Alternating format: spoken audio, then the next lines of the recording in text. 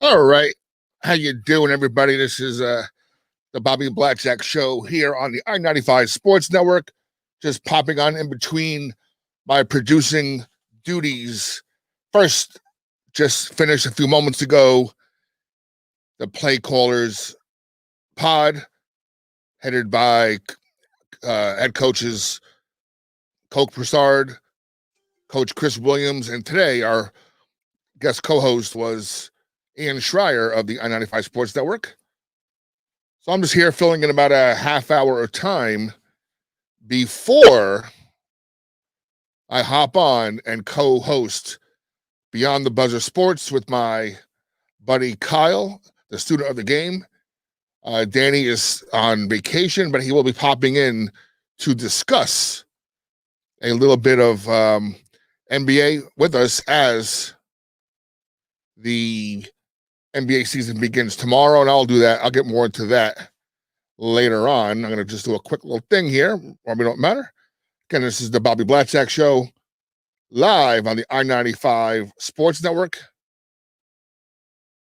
I may pop on later on Haps TV to do some stuff as well, or tomorrow morning.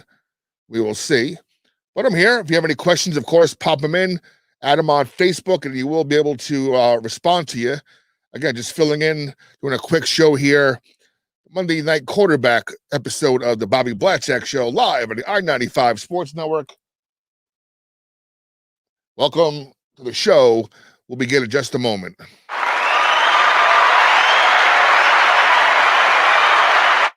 Oh, thank you. So, those of you who know me pretty well or see me on social media and whatnot, I have, few really diehard fandoms, one of which is Notre Dame, who got their butts whipped this week by Clemson.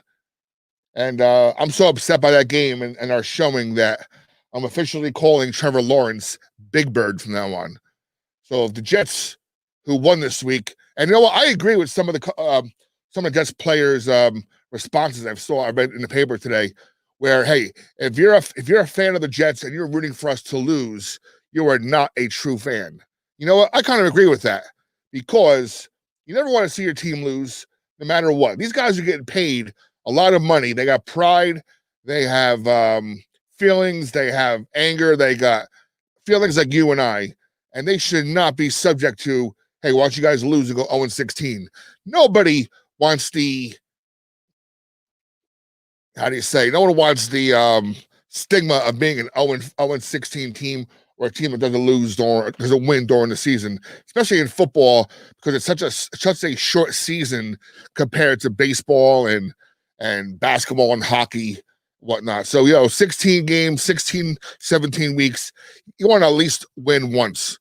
So, so for those Jets players who were, doing their thing and complaining about the fans being very upset on social media and whatnot about their team winning yesterday over the LA Rams, you know what? They're absolutely correct about that. If you're a fan of the team, you want them to win no matter what. You know what? Whether you get Big Bird or not, you will do something. I'm personally of the mindset when it comes to the New York Jets that they should keep Sam Darnold, okay, and give him some weapons, give him some people around him, give him some players. You have a good start now with Mekhi Becton at left tackle, right? So, refortify that line, get him some more weapons. And you know what? I love me some Frank Gore. One day I will probably buy a Frank Gore jersey. I love the guy. I love his approach. His longevity. He's about to smash 16,000 yards for his career. First ballot Hall of Famer, class guy, the whole 9 yards.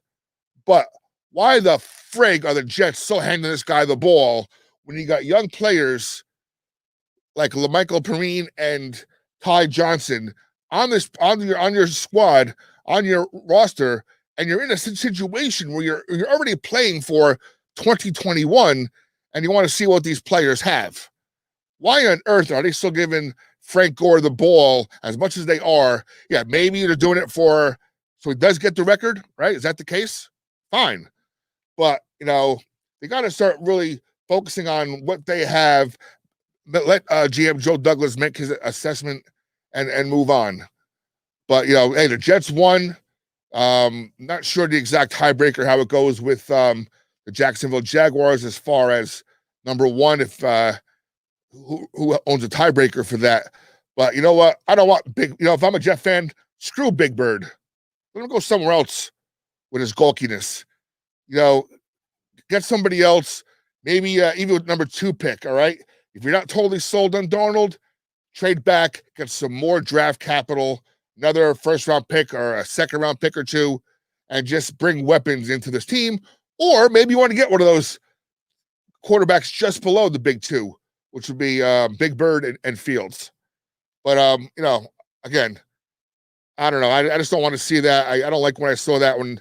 And, hey, good job for the Jets, for the veterans in that team and the whatnot to go for a win there. Because you know what? You get paid to win the game. You don't get paid to tank. All right, that's my 2 cents on that. Again, if you have any comments, I'm doing a quick show here in between my producing responsibilities here for the 95 Sports Network. Coming up, I'll be jumping on with the student of the game, Kyle Nash, on Beyond the Buzzer Sports to talk about a whole bunch of crap that we have fun with. And I have a very funny, I think it's a very funny Mount Rushmore for tonight that I told Kyle last week that I wanted to do. And it's something to do with the holiday season. We've been kind of doing some holiday-ish topics lately, but I have someone that comes to my mind that I've been thinking about for years. Those of you that don't know, I've been a DJ since 1985, 1986. So I know I'm thinking too about music too. And once we really start rolling out with the I-95, with the Bobby Blackjack show here, both here and on Habs TV, I will diversify from just talking about sports. I kind of think I'm pretty more well-rounded that way. I will have my assessment on the NBA and, of course, my Brooklyn Nets this week. I'm looking forward to watching that first game. I think it's tomorrow night. I'm not too sure. I don't have a schedule in front of me. So I'll do my NBA talk a little bit tonight on the Beyond the Buzzer Sports. And, of course, I will have that on my own pretty soon as well. Again, any comments, let me know. I'm just here filling in, shooting the shit with you guys and gals for a little while. Let's see. So I mentioned my big sport fandoms are, in no particular order, Notre Dame football, Pittsburgh Steelers playing now, New York Giants lost, Seton Hall Pirates yesterday lost. Who else do I like? New York Yankees, Florida, Miami Marlins,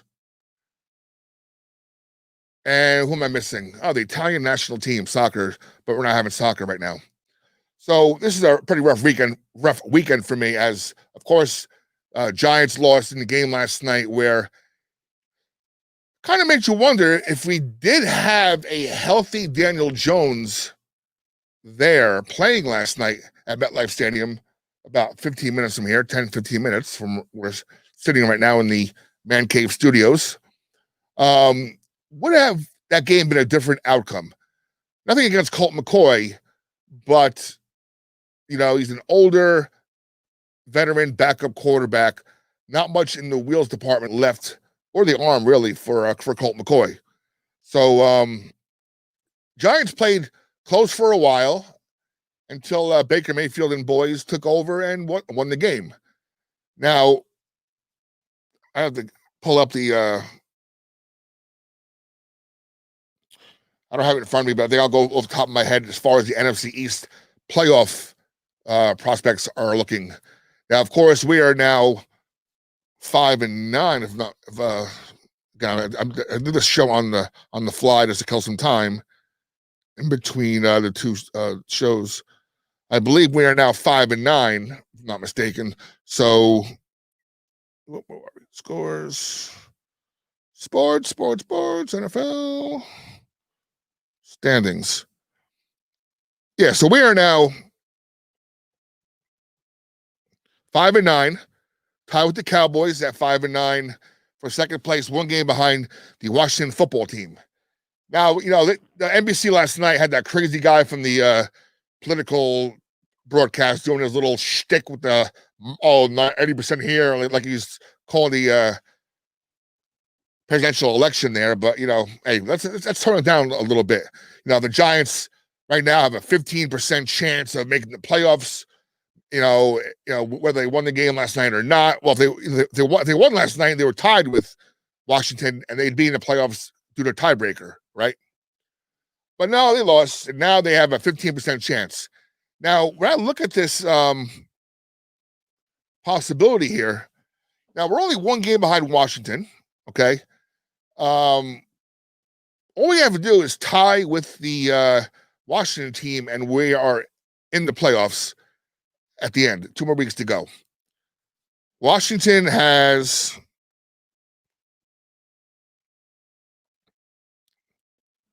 who they got left? Washington has they have the Panthers at home, and they're at the Eagles. Eagles are also still in the hunt there. So even if they split right there, they go 7-9, correct? That means Giants will have to win the last 2 games. But if by chance they lose to the Panthers are a team right now who are just, you know, kind of playing out the string, but they weren't expected to do much this year anyway. So this is all about, you know, again, like the Jets, they're preparing for 2021. So they're still playing pretty tough. Lost a close game yesterday to what did they play? Anyway, you know, long story short, the Panthers are not a pushover. There's nothing to say that they're automatically going to go in there into Landover, Maryland, where the Washington play and win that game. All right. And then they're at the Eagles. Again, Eagles are still alive for, you know, for the playoffs as well at 4-9-1. They're not out of it yet. Don't forget that tie acts as like a half a win. So we'll see what happens there. So Giants can still lose this weekend. They got a really tough game against the Baltimore Ravens, right? Who, again, are fighting them for a playoff spot themselves. So they got to go down to Baltimore. No fans. I would imagine for knowing how the Giants operate, and it's probably going to be a Amtrak travel day for them. So they will go down to the Ravens. Let's see what happens. Ravens are not the Ravens team from last year where they're guaranteed to win every week. Do the Giants have a chance? Yes. If a 90% healthy Daniel Jones is back, I think they make a game of that. And don't forget, James Bradbury was missing this week because of COVID, because he supposedly went to see a chiropractor that was not on the NFL okay list.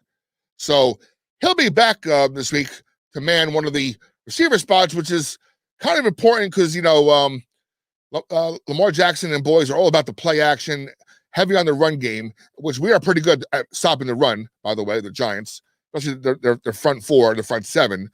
So you put Bradbury on Hollywood Brown, and you know what? I'll take my chances against Baltimore. Hey, not an impossible game. I'm not saying we're going to play the Chiefs this week, or we're not going to play the Bills this week, but, you know, playing a team that's winnable, a game that's winnable.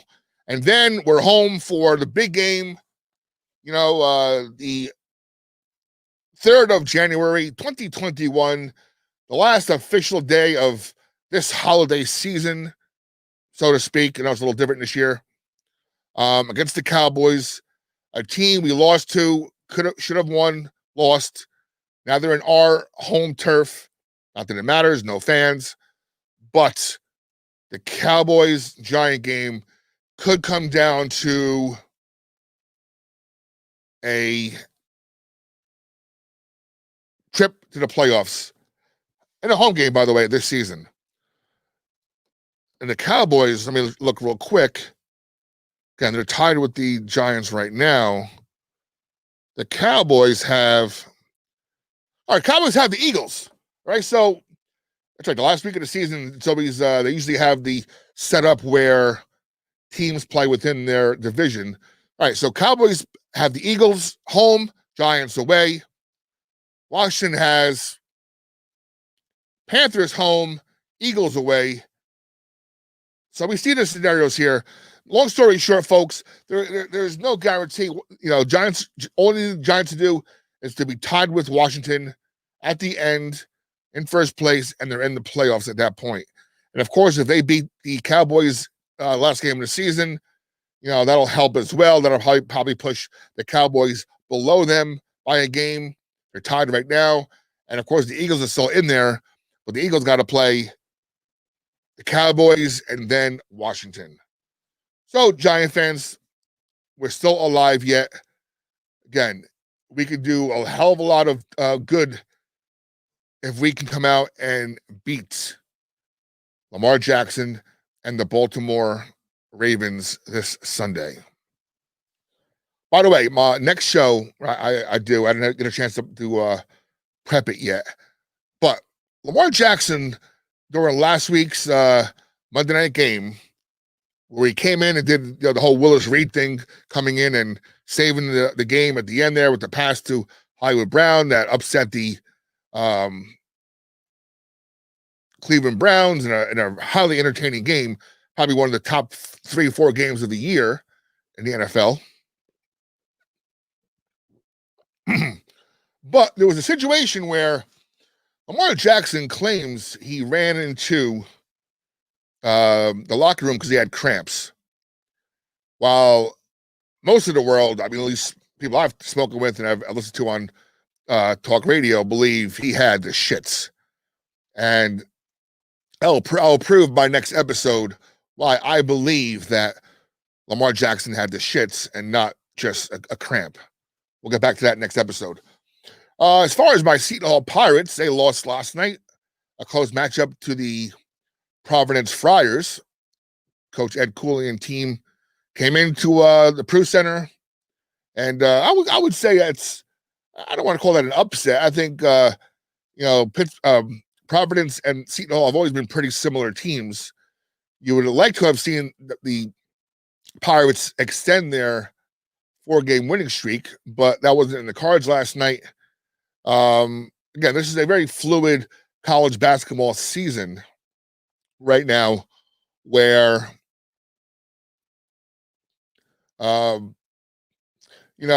teams are still gelling, teams are still finding their way, finding their rotations, stuff like that. We just had 2 new players come back in. Bryce Aiken, who was injured, now he's now cleared to play, so he's going to find his way back in. And of course, go Heels.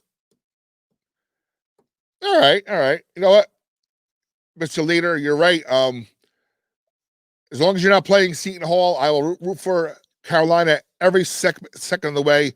I hate Duke. I hate Mike Krzyzewski. I hate Duke.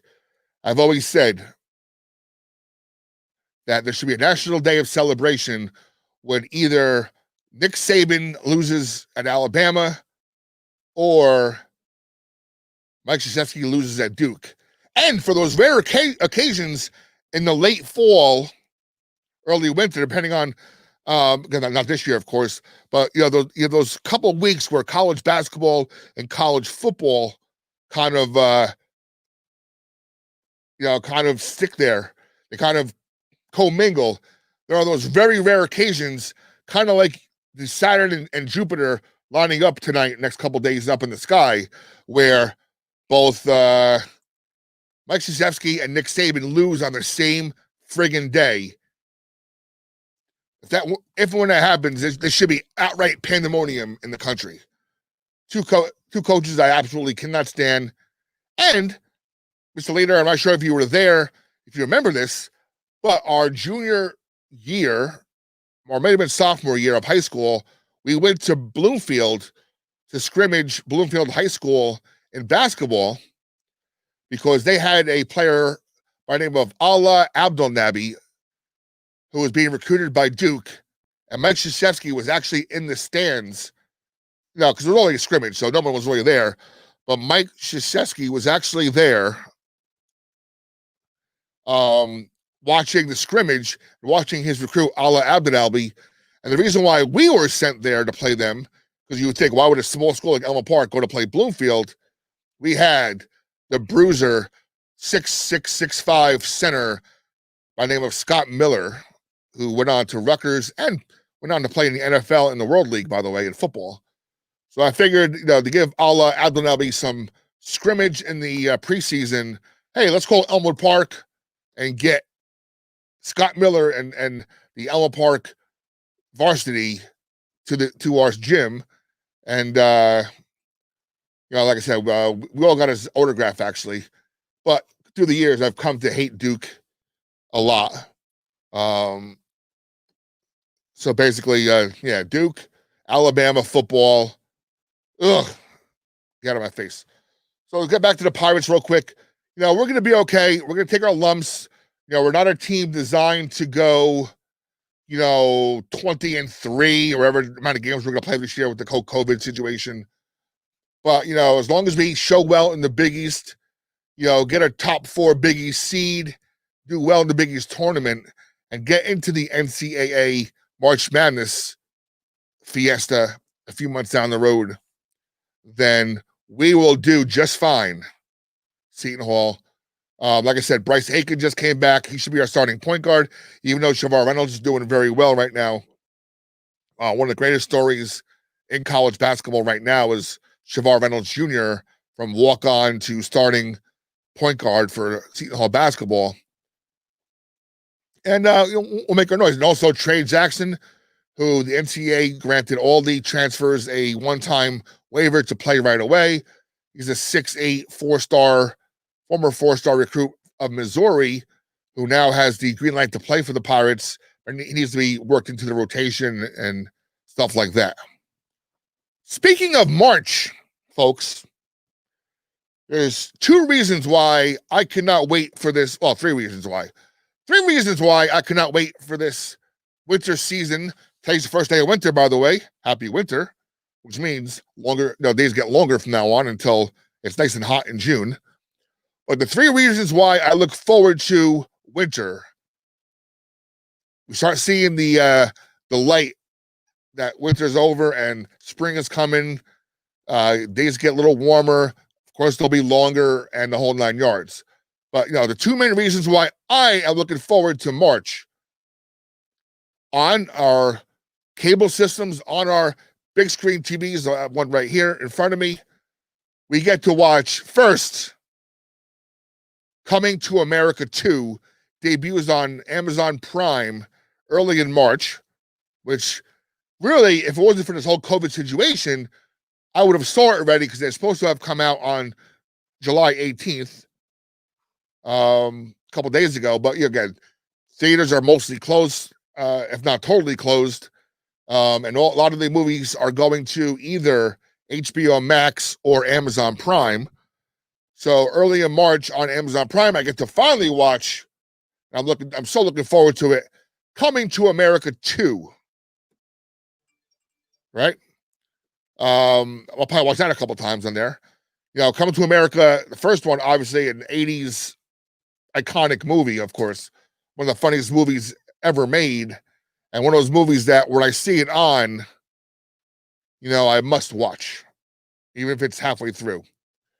And the other reasons why, other reason why I'm looking forward to March, the third reason is a few weeks after they release Coming to America 2, they're going to release the Sopranos prequel, The Many Saints of Newark, on HBO Prime.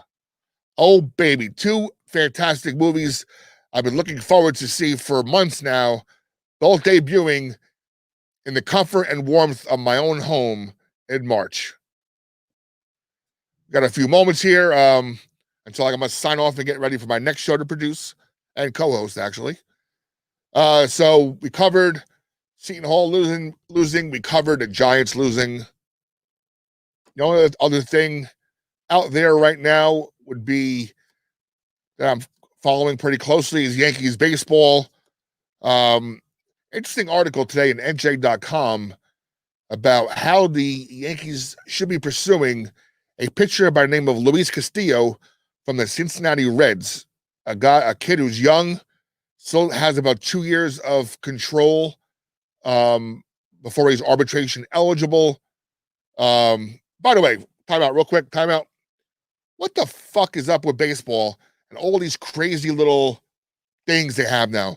Where I grew up, you had ERA, you had batting average, okay, you had strikeouts, walks, home runs, whatever, all the different individual categories. Maybe you had something called slugging percentage, which I never figured out myself. But these days, they have so many friggin' little different acronyms and statistics and, you know, analytics that I don't even know I don't even know what 3/4 of these things mean. War? What the hell is war?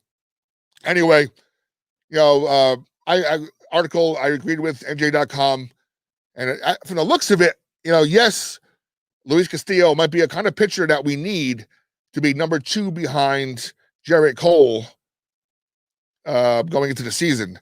Of course, with COVID and everybody's financials on, you know, athletes, pro teams, owners, whatnot, are all in total disarray. There really hasn't been any really major signings aside from the Mets, of course, and McCann and Trevor May. But, you know, very slow action in baseball. You might see a signing or two between now and New Year's. There's always seems to be one before Christmas, and there always seems to be another big one Christmas week leading up to New Year's. But hey, look out for Luis Castillo on the Giants, on the Yankees. And my opinion, sign DJ if it's not too much money, and, you know, just get some more pitching and we'll be okay. All right, folks, I'm going to sign off here a few minutes early so I can get ready for Beyond the Buzzer Sports, starting at 9 p.m. sharp right here on I-95 Sports Network, the Bobby Blackjack Show, impromptu version. Peace out. I'm going to go watch my Pittsburgh Steelers play a little bit and get ready for the next show. We'll see you guys and gals next time around.